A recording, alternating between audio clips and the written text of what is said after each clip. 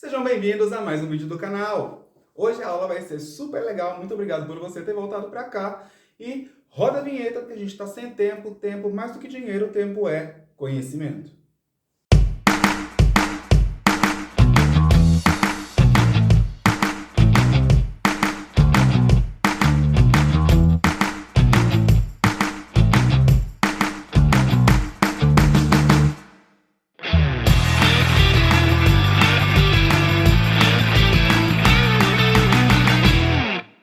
E antes de começar a aula de hoje, clica aqui em inscrever-se, ativa o sininho para notificação e já deixa um like aí se você já é meu aluno e sabe que o vídeo vai te ajudar na prova.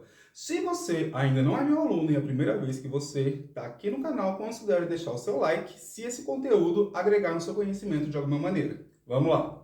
A aula de hoje será sobre a coluna vertebral. E a gente já começa observando aqui nessa vista posterior a coluna vertebral. O que é uma coluna? Quando eu penso em arquitetura, é quem vai sustentar um edifício. Ou seja, tem esse formato longitudinal e tem uma função de sustentação. Aqui no caso eu tenho uma coluna vertebral, ou seja, formada por vértebras. Nós temos 7 vértebras cervicais, 12 torácicas, 5 lombares, 5 sacrais que estão fundidas e 3 a 4, posso ter variação anatômica, vértebras coxígeas. Nomenclatura de cada vértebra. Cervical começa com C, então a primeira vértebra cervical, C1, a segunda, C2, até a última, C7. Torácica começa com T, primeira torácica, T1, T2, T3, até T12. Lombar começa com L, L1, L2, L3, L4, L5. E sacral começa com S, S1 a S5. E coxígea também começa com C, mas C é cervical, então a coxígea a gente vai utilizar a primeira e a segunda letra de coxígea, CO, CO1, CO2, CO3, CO4. Muito bem, essa é a nomenclatura das vértebras. Uma das articulações que a gente vai encontrar nas vértebras é o disco intervertebral, que é um tipo de articulação cartilaginosa do tipo sínfise. O disco também tem a sua nomenclatura, e a nomenclatura do disco vai ser a nomenclatura da vértebra supra e subjacente. Então, o disco que fica entre T12 e L1 se chama disco intervertebral T12, L1. Entre L1 e L2, disco intervertebral L1, L2. Muito bem. Aqui eu observo que a coluna vertebral apresenta algumas curvaturas, que eu posso chamar de curvaturas primárias e secundárias. Como assim? Para eu entender melhor o conceito de curvatura primária e secundária, eu tenho que associar esse conhecimento com o desenvolvimento. Ou seja, observo aqui um fetinho que está em sua posição, que a gente chama de posição fetal. A coluna vertebral, durante a vida intrauterina, ela possui uma única curvatura com uma convexidade que fica posterior e uma concavidade anterior.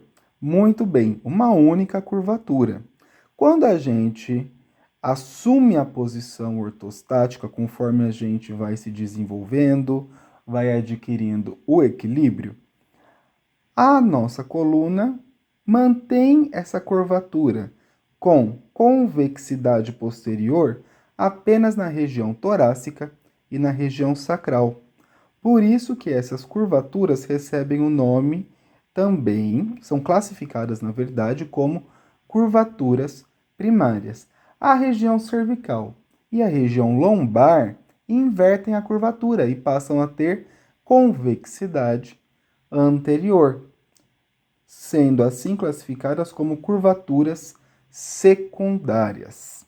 As curvaturas primárias recebem o nome de cifoses. Então, eu tenho aqui uma cifose torácica e uma cifose sacral, enquanto que nas curvaturas secundárias recebem o nome de lordoses.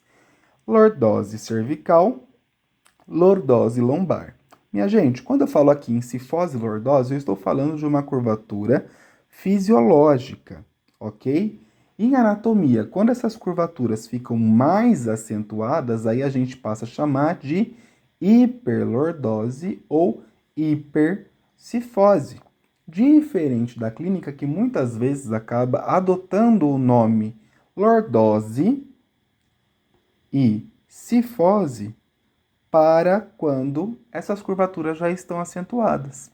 Então é muito comum falar, nossa, olha só, ela tem uma importante lordose lombar, que acaba dando aquela impressão de que a pessoa possui o traseiro bem proeminente, né? Vamos usar essa palavra que é melhor. Bem acentuado, bem protruso.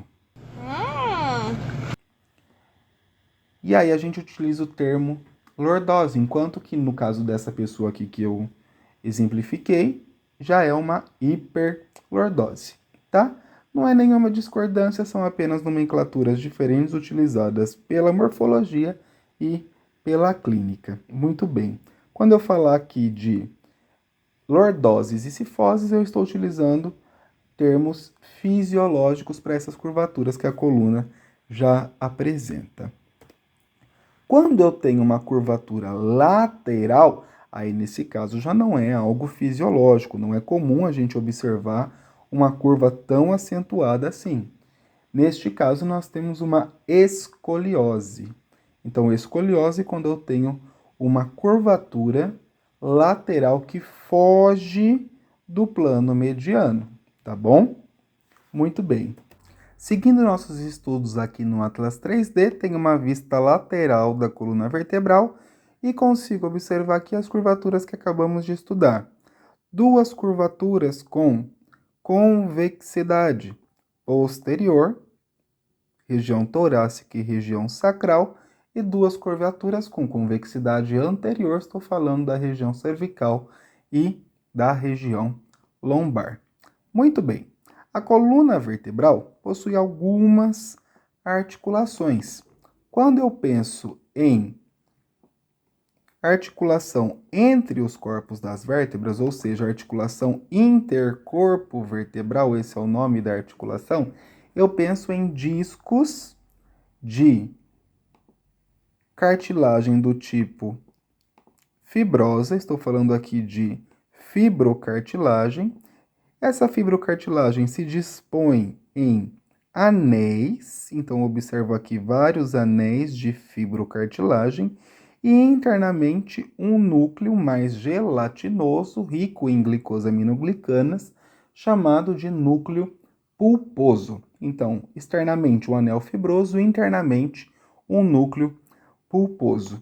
Quando eu falo em disco intervertebral, a gente logo associa com hérnia de disco. E por que que eu penso em dor quando eu falo de hérnia de disco? Porque olha só quem está localizado imediatamente próximo aqui ao disco intervertebral. Quando eu adiciono o sistema nervoso, eu logo observo aqui que entre um forame intervertebral, entre uma vértebra e outra, tem a emergência de um nervo espinal. E se o meu disco intervertebral, a parte fibrosa dele ficar ressecada e tiver uma fissura, o meu núcleo pulposo pode herniar, fazendo uma compressão aqui no meu nervo espinal. Essa compressão é muito mais fácil de acontecer nessa porção aqui posterolateral. Por quê?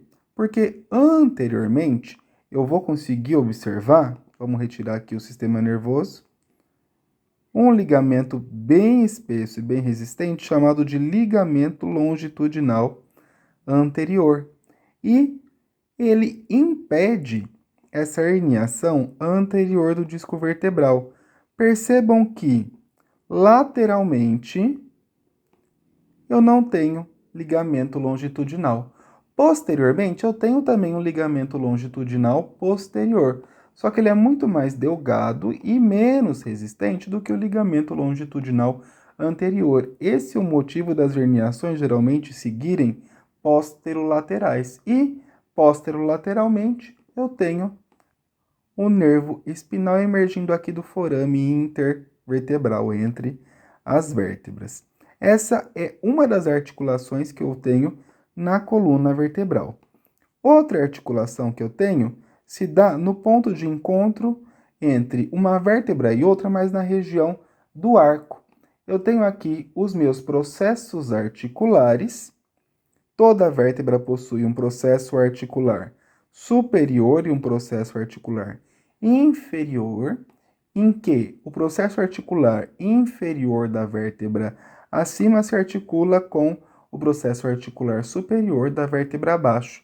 Aqui, nesse Atlas 3D, não está representado, mas aqui nessa região eu tenho uma articulação chamada de articulação interapofisária ou zigoapofisária.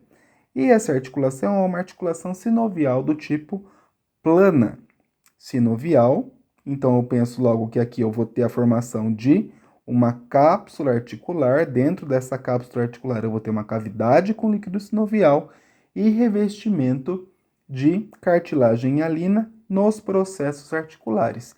A articulação sinovial plana a gente já sabe que não possui grande amplitude de movimento, apenas um leve deslizamento. Mas quando eu somo o movimento de uma articulação zigoapofisária com as demais existentes entre todas as vértebras, eu consigo um movimento em bloco mais elaborado que permite aí a gente fazer inúmeros movimentos.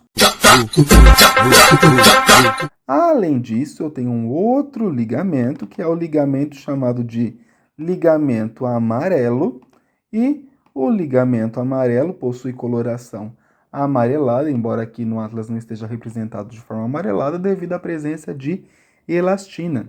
O ligamento amarelo, ele está localizado aqui posteriormente ao canal vertebral entre uma lâmina e outra lâmina, e é ele que vai limitar uma flexão muito abrupta da coluna vertebral. Além disso, eu tenho outros ligamentos aqui entre os processos espinhosos e entre os processos transversais que vão auxiliar na estabilidade da coluna vertebral. Perfeito. Agora a gente precisa entender a diferença que eu vou ter entre as vértebras cervicais, das torácicas, das lombares e da região sacral. Se eu estou falando de coluna vertebral, eu preciso também falar de vértebras. E aqui eu tenho uma vértebra hipotética para a gente entender melhor quais são as partes de uma vértebra, para em seguida a gente conseguir diferenciar as vértebras dos diferentes segmentos. Tenho aqui em A uma vista superior e em B uma vista lateral de uma vértebra hipotética. Em azul eu observo o corpo da vértebra, que tem esse formato cilíndrico, achatado supero e inferiormente.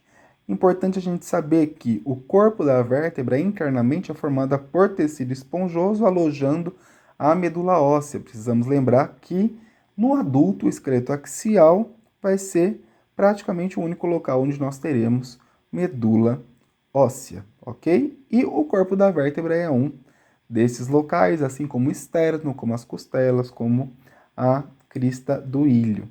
Muito bem, em azul, corpo da vértebra. Em amarelo, a gente observa aqui as lâminas que se unem na linha mediana, formando o processo espinhoso.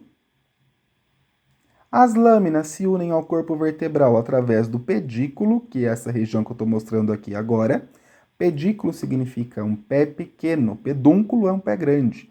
Quando a gente usa o termo pedículo ou pedúnculo, a gente está falando de estruturas que estão servindo de sustentação para outras estruturas, tá bom? Neste caso aqui, nós temos os pedículos unindo a lâmina com o corpo vertebral. Muito bem. Lateralmente representado em vermelho, nós temos os processos transversos. Tenho dos dois lados o processo transverso. E, posteriormente ao corpo da vértebra e anteriormente às lâminas, eu tenho aqui um canal que é o canal vertebral por onde vai passar a medula espinal. Não confundir medula óssea com medula espinal. A partir de agora a gente vai estudar um pouquinho mais aprofundado cada uma das vértebras, pensando aí em diferenciar as vértebras dos diferentes segmentos da coluna vertebral. A primeira vértebra cervical denomina-se Atlas ou C1. Atlas devido ao Atlas da mitologia, que carrega aqui o mundo nas costas. Na verdade, ele está sustentando, é ele quem segura o planeta, o mundo. Pela vértebra cervical C1 ser quem sustenta o crânio, é feita essa analogia como se o crânio representasse o planeta e a primeira vértebra é quem sustenta o crânio, aqui no caso, Atlas. Já percebo uma grande diferença daquilo que eu acabei de apresentar para vocês como uma vértebra, que é o quê? A ausência de um corpo vertebral. Então já vejo aqui uma exceção daquelas partes que nós vamos observar em quase todas as vértebras, com exceção aqui de Atlas e depois a partir das sacrais. Muito bem. Observa que o Atlas possui aqui um grande canal vertebral que vai estar em contato com o forame magno. Nos processos transversais do Atlas, eu observo um forame, que é o forame transversal. O forame transversal vai dar espaço para a passagem da artéria vertebral, que quando atravessar o forame magno vão se unir à direita e à esquerda para formar a artéria basilar, participando aí posteriormente da irrigação do encéfalo através da grande anastomose, que é o polígono de Willis. Então, observei uma vértebra que não tem corpo vertebral, é o Atlas. Quando eu chego na segunda vértebra, C2, ela também pode ser chamada de axis. E axis significa eixo. Um eixo longitudinal que serve de orientação para a rotação. Rotação de quem? Aqui no caso da cabeça. Percebam aqui o Atlas com a sua grande abertura do canal vertebral. O Atlas fará o movimento de rotação, utilizando como eixo de rotação o axis, especificamente essa parte que eu estou mostrando aqui do axis, que é o dente do axis, também chamado de processo odontoide. Percebo aqui também o forame transversal, próximo ao processo transverso, e começo a observar aqui abaixo do dente do axis, finalmente, a formação de um corpo vertebral. O processo espinhoso aqui já está proeminente, diferente do Atlas, e eu percebo que ele é bífido, ou seja, ele possui essa divisão aqui em duas partes, como a língua de uma cobra. Isso quer dizer bífido. Observo aqui com mais detalhes, axis, uma vista posterior, aqui o dente do axis e o processo espinhoso bífido, que quando eu observo aqui numa vértebra cervical, que pode ser C3, C4 ou C5, essa que está representada, apresenta o processo espinhoso bífido bem visível. Olha só, bem separadinho aqui. Forame transversal está presente e eu percebo aqui que o processo transverso apresenta dois tubérculos, um tubérculo anterior e um tubérculo posterior. Que eu sei que, dada a plasticidade óssea, quando eu observo algum tubérculo, tenho a certeza que ali vai ser o quê? Local de fixação de músculo. No caso aqui do tubérculo anterior, eu vou ter fixação, por exemplo, de músculo escaleno anterior, enquanto que do tubérculo posterior, escaleno médio, escaleno posterior, levantador de escápula, dentre outros músculos. Esse esquema que eu estou observando aqui de tubérculo anterior e posterior no processo transverso e processo espinhoso bífido, eu vou ter presente, muito bem fácil de identificar, de C3 a C6, tá? C2 não? Não, por quê? Porque eu sei que C2 também vai ser uma vértebra completamente atípica e vai ter o dente. O Atlas a gente já sabe. Por que que você falou de C3 até C6? E eu já te respondo. Porque C7 já quase não apresenta um processo espinhoso bífido. Observem aqui. É a vértebra que a gente tem cervical mais proeminente e é a que é mais fácil da gente conseguir palpar na parte inferior da nuca. Por isso que C7 também pode ser chamada de vértebra proeminente. E eu percebo aqui no caso já que C7 já não apresenta tubérculo anterior e tubérculo posterior no processo transverso. E o forame transversal ainda está presente. Todavia, em C7, o forame transversal não dá passagem à artéria vertebral. A artéria vertebral ela passa pelo forame transversal de C6 e ascende, passando pelos forames vertebrais até de Atlas, C1. Ou seja, a artéria vertebral passa pelos forames de Atlas, axis, C3, C4, C5 e C6. Em C7 não passa. Muito bom. Cheguei aqui finalmente numa vértebra torácica. E eu já percebi uma outra grande diferença aqui, que é o formato do corpo vertebral. Quando eu falava de vértebra cervical, eu percebia um corpo cervical, um corpo da vértebra aqui na região cervical, em formato mais quadrilátero. Observem aqui, de C3 a C6, em C7 e região torácica. Olha só, mudou. O corpo vertebral agora é mais arredondado. Mas eu não posso ter apenas essa característica para eu conseguir diferenciar das demais. Processo transverso não tem mais forame. Então eu só vou encontrar aquele forame no processo transverso em vértebra cervical. Essa já é uma importante característica que vai me auxiliar na definição de uma vértebra cervical. Muito bem. Observa o processo espinhoso também bem diferente de uma vértebra cervical. Por quê? Olha só como ele é alongado, agudo e ele possui uma curvatura inferior. Diferente da vértebra cervical, que o processo espinhoso estava localizado no mesmo plano do corpo da vértebra, o processo espinhoso da vértebra torácica, ele se curva inferiormente. Muito bem. Além disso, o que eu tenho de diferente no tórax que eu não tenho em nenhuma outra região de vértebra? A articulação com costela. Então, para a vértebra conseguir se articular com a costela, ela precisa de um processo articular. Toda vértebra torácica vai ter aqui um processo articular superior e um processo articular inferior, além de um processo articular transverso que está localizado no processo transverso.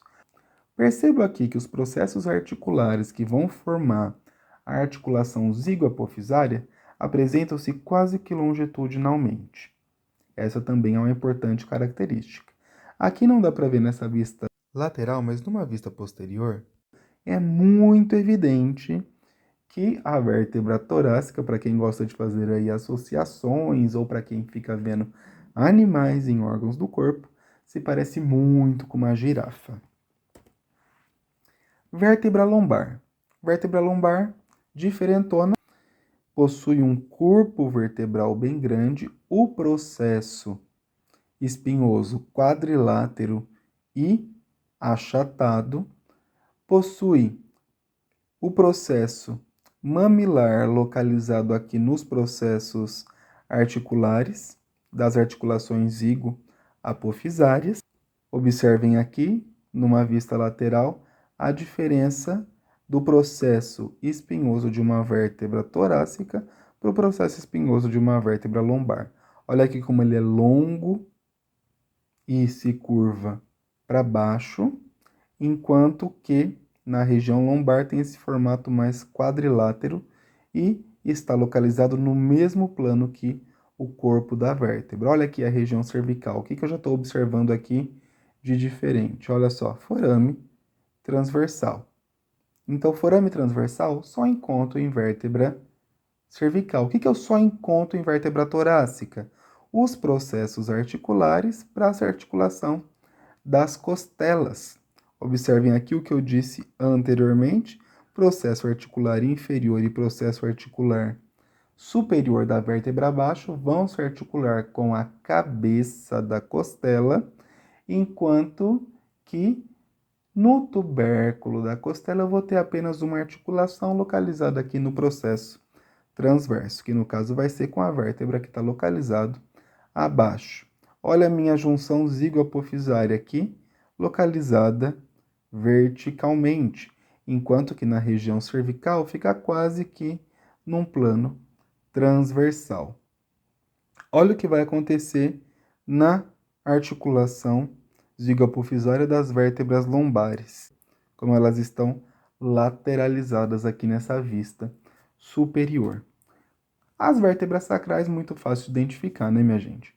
Por quê? Porque elas estão fundidas através de uma sinostose, que é a sinostose, aquele processo fisiológico onde eu tenho a fusão dos ossos a ponto de que eu quase não vejo mais a separação entre eles. Observo aqui os processos espinhosos, todos fundidos, os processos transversos e aqui os forames intervertebrais que se permanecem dando passagem aos nervos espinais. Muito bem. Região coxígea, eu já não observo todas essas características, é uma região onde a gente teve o quê? Uma involução, se a gente for comparar aí com o processo evolutivo. Observo aqui lateralmente na região sacral uma face chamada de face auricular, porque parece uma orelha, que vai se articular com o ilho através de uma outra articulação sinovial plana, permitindo o deslizamento. Nessa imagem aqui eu vejo a costela com a sua cabeça e o seu colo, e eu percebo aqui que na cabeça da costela eu tenho uma cristazinha com as duas facetas articulares que vão se articular na vértebra superior e na vértebra inferior. E aqui na região pós o colo, na região do tubérculo, eu tenho uma faceta articular que vai se articular com o processo transverso da vértebra que está localizado abaixo, assim como eu observo nessa imagem aqui do Yokoshi. Observem aqui, cabeça da costela se articulando com vértebra superior e vértebra inferior nos processos articulares inferior da vértebra de cima e superior da vértebra de baixo. Enquanto que na região aqui de tubérculo eu vou ter articulação com o processo transverso da vértebra localizado imediatamente abaixo. E essa foi a aula de hoje, podem ser para o intervalo. Hoje, por conta da aula ter sido um pouco mais pesada, eu preparei um almoço especial para merenda. Vamos ter risoto de filé mignon com gorgonzola. Até o próximo vídeo!